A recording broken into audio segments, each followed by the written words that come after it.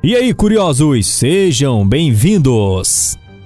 Mas e aí, você conhece Futurama? A famosa série de Matt Groening, que conta a história de Philip J. Fry, um rapaz comum que acidentalmente acaba se congelando e desperta num futuro muito distante. Mas você sabia que esse procedimento de congelamento é real e feito nos dias de hoje? Como é esse procedimento e como funciona, você confere aqui no Tô Ligado. É possível congelar seres para o futuro? A criônica é um processo que congela o corpo humano usando nitrogênio líquido numa temperatura de menos 196 graus Celsius. Nesta temperatura, o corpo entra num estado de conservação porque passa a exigir menos oxigênio, graças à diminuição das atividades cerebrais. Toda a teoria criônica e a vontade de congelar pessoas para futuramente acordá-las surgiu com o professor de física e matemática Robert Ehringer na década de 60, quando inspirado no livro de ficção O Satélite Jameson, de 1931. O professor começou a tratar do assunto e se tornou pioneiro na área. Robert, além de escrever um livro, ainda fundou o Instituto de Criônica dos Estados Unidos. Com sua teoria, Robert conseguiu muitos adeptos e seu instituto foi bem sucedido, até que em 1967 finalmente conseguiram as condições legais e favoráveis para realizar o primeiro experimento com o ser humano. O felizardo ou azarado é James Bedford, que está até hoje numa câmara de nitrogênio líquido, aguardando que a ciência avance ao ponto de um dia poder reanimá-lo. Mas será que esse dia vai chegar? Os defensores da ideia dizem que sim, tanto que o próprio Dr. Robert Ehringer foi congelado quando faleceu em 2011 e com inúmeros outros casos continua até hoje conservado no Instituto Criônico de Detroit. Curiosamente, o primeiro caso de crionização humana aconteceu pouco tempo depois da morte do famoso Walt Disney, e isso alimentou boatos que o falecido desenhista tinha sido na verdade congelado. E esses boatos permanecem até hoje. Mas como funciona esse congelamento voluntário? Primeiramente, você deve saber que não é nenhum pouco barato, já que na inscrição em uma empresa de crionização é preciso fazer um seguro de vida, em que a empresa é a maior beneficiada com sua morte. Então, após isso, vem uma taxa de $400 anuais e mais um pagamento de $150 mil, caso você queira conservar seu corpo, ou $50 mil, se optar por conservar só o cérebro.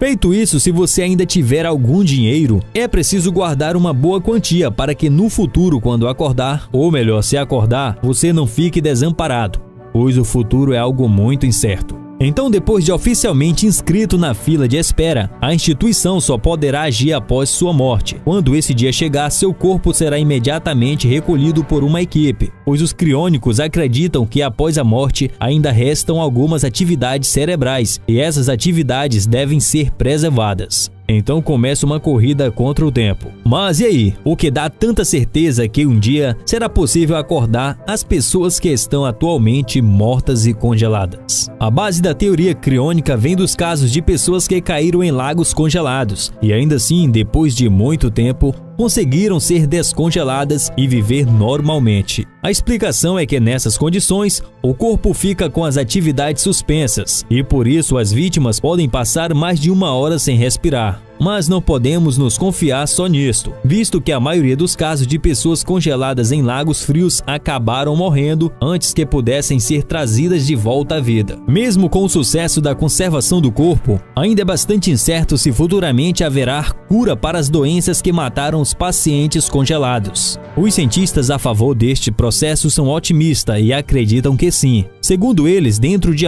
muitos anos, teremos avanços suficientes para tratar e curar doenças consideradas incuráveis nos dias de hoje. Quanto à eficácia da crionização humana, um dos problemas já superados era o dano celular que a criônica poderia causar, e isso foi resolvido com o descobrimento de substâncias que evitam esse dano. E atualmente os estudiosos já conseguiram reviver redes de neurônios de ratos com sucesso, o que dá mais segurança ainda de que um dia poderão fazer o mesmo com os humanos. Agora, se as mais de 200 pessoas que atualmente estão congeladas vão ter a mesma sorte, isso só o tempo dirá. E principalmente a maior preocupação é como será o processo de adaptação dessas pessoas em um mundo totalmente novo. Mas e aí, você se arriscaria a passar por isso, curioso? Diga aqui nos comentários e deixe também aquele like para dar aquela força pro canal, hein? Pois é, meu irmão, fica tranquilo que o botão aqui ainda está bem aquecido, hein?